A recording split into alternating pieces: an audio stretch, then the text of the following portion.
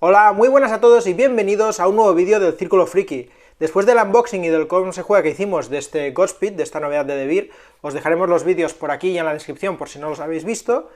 Hoy cerraremos la trilogía de vídeos dando nuestra opinión. La opinión que tenemos de este juego es muy positiva, hemos disfrutado mucho jugándolo y como siempre os daremos los pros y los contras que le vemos. El primer pro que le vemos es la mezcla de mecánicas, como vimos en el cómo se juega, en una ronda hay diferentes fases y en cada fase se aplican mecánicas distintas. Por ejemplo, en la primera fase hay una mecánica de negociación, en la segunda fase se aplica una mecánica de subasta y ya la tercera fase es la fase de colocación de trabajadores y luego una fase de resolución.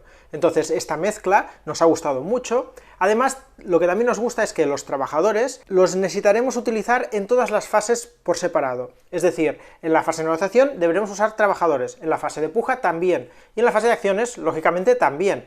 Entonces, esto hace que tengas que pensar muy bien, antes de empezar ya la ronda, pensar qué trabajadores te interesa guardarte para la fase de colocación de trabajadores y qué trabajadores pues no te interesan tanto y puedes prescindir de ellos para usarlos en las otras fases previas, en las fases de negociación y la de subasta. Además, también nos gusta que en la fase de subasta no se subaste solamente equipamiento o material que necesites, sino que también entre en la subasta siempre el jugador inicial. Es decir, el jugador inicial será aquel que en la fase de acciones empiece a realizar las acciones, empiece a hacer su primera acción. Entonces, que el jugador inicial se subaste nos parece una buena idea. De esa manera la subasta coge más importancia, porque en determinadas rondas poder hacer tu acción antes que los demás puede ser vital. Entonces, está muy bien que tengas la oportunidad de ir a tope a la subasta para conseguir el jugador inicial o bueno, lo que te interesa en cada momento. Debido a la naturaleza de estas mecánicas, de negociación, subasta, colocación de trabajadores, donde los trabajadores se colocan en localizaciones que tienen espacio limitado, es decir, que el primero que se coloca pues podría bloquear esa acción, entonces todo esto nos lleva al siguiente pro, que es algo que a mí me gusta que haya en todos los juegos, que es esa interacción. Es decir, tienes que estar continuamente, pues bueno, eso, ¿no? Hablando con los demás en la fase de negociación, pujando contra los demás a ver quién gana la fase de puja para poder llegar mejor a la fase de acciones, luego pues intentar colocarte en aquellos sitios que más te interesen antes de que lo hagan los demás. Bueno, todo esto pues hay una interacción que nos parece también un punto positivo para este juego. Otro punto que nos ha gustado mucho es que todos los trabajadores son distintos, no es que tengamos un grupo de trabajadores y podamos irlos colocando como queramos, sino que cada trabajador tiene un rol único y distinto al resto, y eso hace que nosotros empezamos la ronda con todos los trabajadores, pero como en cada fase iremos perdiendo trabajadores, tendremos que elegir bien cuál vamos a perder en la fase de negociación, cuál vamos a perder, o si lo vamos a perder o no, o cuál vamos a usar en la fase de puja, ya que cuando lleguemos a la fase de acción solo podremos usar lo que nos queden a nuestra disposición. Entonces, si nos interesa mucho realizar una acción determinada, necesitaremos el trabajador concreto que pueda realizar aquella acción. Además, cada trabajador tiene un valor, que este valor es el valor con el que nosotros haremos las pujas. Así que si queremos ganar una puja nos interesará poner pues trabajadores que tengan valores altos, por ejemplo, o poner más trabajadores, lo que sea. Entonces, estos valores son diferentes en cada jugador. Así que eso también le da pues un toque distinto, ¿no? Porque hay jugadores que para pujar alto tendrán que ir con el biólogo, en cambio hay otros que para pujar alto tendrán que ir con otro. Aunque es verdad que el embajador es el que da más valor, ese todos lo tienen igual. Entonces ahí pues tendrás que pensar, siempre hay el compromiso este de quiero ir a tope a la puja, tendría que meter al embajador porque vale 7 o por lo que sea, pero claro, si luego lo meto en la puja, luego en la fase de acciones no podré hacer las acciones del embajador. Entonces siempre hay ese compromiso y está todo, creo que está todo muy bien pensado con el tema de los trabajadores y las mecánicas. Otro punto es que el juego es mucho más sencillo y fácil de explicar de lo que pueda parecer a simple vista. O sea, nosotros vemos un juego con un montón de componentes, con un tablero muy grande, con un montón de localizaciones, y puede llegar a asustar un poco de decir, uy, este juego es muy complicado. Pero no es así, o sea, el juego es sencillo de entender, se explica bien y luego pues se puede jugar, de hecho, a partir de 10 años ya puede jugarse. Otra cosa que me gusta mucho en los juegos en general y que este tiene, es que hay varias formas distintas de puntuar.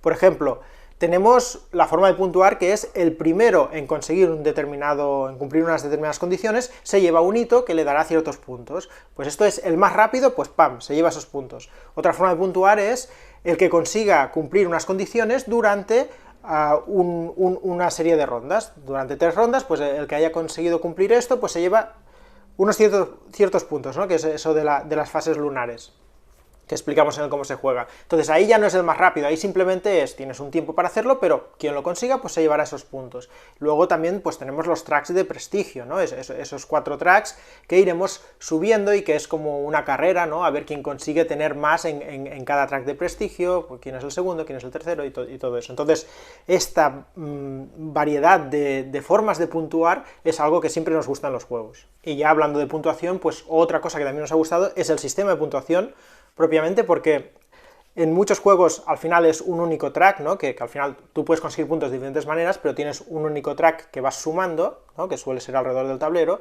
y te vas viendo pues cómo los jugadores pues van consiguiendo puntos. Sueles ver que alguien se escapa, a veces es difícil de atrapar y ya sabes que has perdido a media partida, ¿vale? Pues esto aquí no pasa porque no hay un track único, sino que al final se sumarán los puntos y el que tenga más puntos ganará, pero los tracks, en este caso los 4 tracks de prestigio, no va en función de el que llega más lejos, sino que se puntúa en función de tu posición respecto al resto de jugadores, y eso es lo que hace que permita que las partidas puedan ser más ajustadas, ¿no? Porque no pasa nada si uno se escapa mucho en un track, da igual, puntuará lo mismo, quedará primero en ese track y puntuará una cierta cantidad de puntos.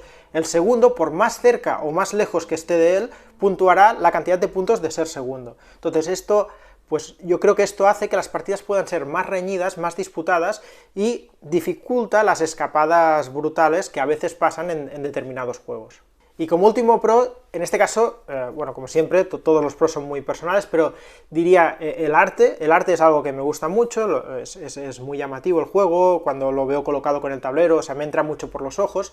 Entonces, aunque a nivel de importancia de pros, digamos, el arte no suele ser lo más importante para mí, sino que prefiero valorar más las mecánicas o la experiencia que siento cuando juego, sí que es verdad que el arte de este juego me ha gustado mucho y no quería acabar los pros sin mencionarlo. Y ahora pasamos a ver los contras. Hemos hablado de todo lo bueno, pues vamos a ver las cosas que no hemos visto tan buenas, aunque ya veremos que no son tantas ni tan importantes, pero bueno, ahí están. El primer contra, el tema de las pujas. O sea, como hemos dicho, ¿vale? Tendremos que pujar con los trabajadores, también podremos añadir ciertos recursos para incrementar la puja, ¿vale? Claro, todo esto hay que hacerlo en secreto, o sea, tú tienes que coger todos los trabajadores, tienes que coger los recursos, porque claro, si no los coges de la mesa, los jugadores sabrán que no vas a usar recursos, entonces se pueden hacer una idea de hasta dónde puedes llegar de puja o lo que sea. Entonces tú lo que tienes que hacer es cogerlo todo, también con los recursos, guardarlo debajo de la mesa, y debajo de la mesa seleccionar lo que quieras, en una mano te pones lo que vas a pujar, y en la otra te guardas lo que no, porque claro, si lo dejaras encima de la mesa, los demás verían lo que no vas a poner, y bueno, entonces podrían deducir qué es lo que tienes en la mano. Entonces tienes que guardarlo, pujar, enseñas, y a partir de ahí, pues se puede hacer perfectamente, ¿vale? Y es así como se hace, básicamente. Pero yo, al menos, vería más cómodo, esto ya es un tema de comodidad, pero vería más cómodo tener una pequeña pantallita, cada jugador, serían 5 pantallitas, una pequeña pantallita que normalmente no la tuvieras puesta, la tuvieras ahí por la zona de juego, y cuando llega la fase de puja, pues ponerla un momento delante de tus trabajadores y de tus recursos, a seleccionar lo que quieras en la mano, lo otro lo puedes dejar detrás de la pantallita, y simplemente porque lo vería más cómodo. Entonces una vez acaba la puja, pues quitas otra vez la pantallita y ya está. Vale, otro contra, por llamarlo así, ¿no? Pero serían estas figuritas, los hitos, las veo bonitas, son chulas, me gustan mucho, quedan muy bien en el tablero, pero es verdad que no sirven para nada. O sea, el uso es muy nulo, o sea, está puesto simplemente por estética. Y aunque hay varias y de diferentes colores, el color tampoco es que importe mucho, ¿vale? Tú esto lo pones en el tablero, y cuando eres el primero en conseguir esa condición, te llevas esa figurita y la dejas en tu zona. Al final de la partida, pues esto te contará una cierta cantidad de puntos. Entonces, básicamente, es decoración, porque esto se podrían haber puesto un cubito en vez de hitos, o un token o lo que sea, todos iguales, no hubiera pasado nada, y que cuando eres el primero en acceso te lleves uno de estos. Al final cuentas cuántos tokens o cubitos o lo que sea tienes, y esos serían los puntos. A mí ya me gusta, o sea, a mí me gusta que hayan estas cosas, y a veces incluso prefiero pagar un poco más para que hayan estas cosas, pero sí que hay gente que puede pensar que preferirían pagar menos y no tener este tipo de componentes. o incluso en vez de haber gastado más dinero en esto, pues haber puesto, pues, no sé, pantallitas, o haber invertido en el inserto, que luego hablaremos. Eso ya, bueno, cada uno, al final es difícil porque cada uno tiene una opinión y prefiere unas cosas u otras, ¿no? Otro contra, que más que un contra sería una consecuencia del tipo de juego, es que el juego, claro, tiene un tablero grande, tiene un montón de componentes, hay que preparar el mazo, hay que colocarlo todo en su sitio, hay que repartir las cosas a los jugadores. Al final, ¿qué pasa? Pues que el setup se alarga mucho, el setup no es directo, no la preparas en un momento la partida, entonces eso hace que a veces este tipo de juegos, que te pueden gustar mucho, pero que como preparar la partida cuesta lo suyo, pues salen menos a mesa de lo que te gustaría tal vez, ¿no? Entonces en ese sentido, pero ya más que un contra, es simplemente por el estilo de juego, que tiene muchos componentes y es así, entonces no la puedes preparar en un momento. Y eso me lleva, digamos, a hablar del inserto. O sea, el inserto, si lo veis aquí, hay un inserto, pero el inserto tampoco es que sea muy útil, ¿vale? O sea, el inserto básicamente tiene 3 huecos para las cartas. Además, estos huecos ya van justos para colocar las cartas y las tengo sin enfundar, o sea que si enfundáis seguramente aquí ya nos caben. Y luego tiene 2 huecos aquí, donde hay que meterlo todo en bolsitas, yo lo tengo así en bolsitas para tenerlo separado, e intentar que quede plano, porque es que si no, ya no te cabe bien, ¿no? Entonces creo que hay un inserto, sí que hay, pero creo que el inserto tampoco es muy útil, o sea, el inserto es bastante mejorable, y creo que si el inserto permitiera... Ya sé que todo esto al final encarece el producto, porque un inserto, como Dios manda, pues sería un producto aún más caro, pero si el inserto permitiera separar un poco los componentes y tal, eso ayudaría tal vez a que luego la preparación de la partida pues fuera más rápida, ¿no? Que tú ya pudieras sacar, mira, por aquí los recursos, aquí no sé qué, y sacarlo un poco más rápido, o tener los mazos un poco más separados, porque al final hay más tipos de cartas que no 3, entonces, bueno, al final es simplemente eso, ¿no? Que a nivel de inserto tampoco es ninguna maravilla. Bueno, como veis hasta ahora los contras no ha sido nada importante, ¿vale? No hemos hablado ni de mecánicas, ni de experiencia de juego, todo eso aún no hemos hablado, en plan negativo. Entonces la única cosa a la que le vería a nivel de mecánicas o a nivel de experiencia de juego negativa sería a 5 jugadores, o sea, el problema es que se pueden jugar 5 jugadores, pero que solo hay 4 tracks de prestigio. ¿Y por qué esto es un problema? O sea, si vemos los tableros, ¿vale? Cada jugador tiene su tablero. Entonces los tableros, bueno, si veis cómo se juega, ya veréis para qué sirve todo esto, pero cuando nosotros construimos aquí, ¿vale? Hay una cosa que se llama reliquia, que se construye aquí, en la zona del medio. Y cuando lo tienes construido, te da el beneficio que hay aquí debajo. Entonces, cada tablero es distinto, todos los tableros son distintos, y eso también, pues mira, esto es algo que no he dicho en los pros seguramente, pero hace que las partidas pues puedan ser un poco distintas según con qué nación juegues, ¿no? Y eso también es bueno. Pero el problema es que en el track de reliquia, o sea, cuando tú pones la reliquia, entonces el beneficio que te da es subir un track en uno de los tracks que hay de prestigio. Pero claro, como hay 5 jugadores y 4 tracks, ¿qué significa? Significa que hay 2 jugadores que tienen el mismo tablero, o sea, son todos diferentes menos 2, porque claro, ya no podían inventarse un quinto track, ¿no? Entonces, esto pasa con el europeo y el indio, estos 2 tableros son idénticos. Vale, ¿y cuál es el problema con esto? Pues si jugáis, por ejemplo, a 3 jugadores, ¿vale? Y cogéis estos 3 tableros, ¿qué pasará?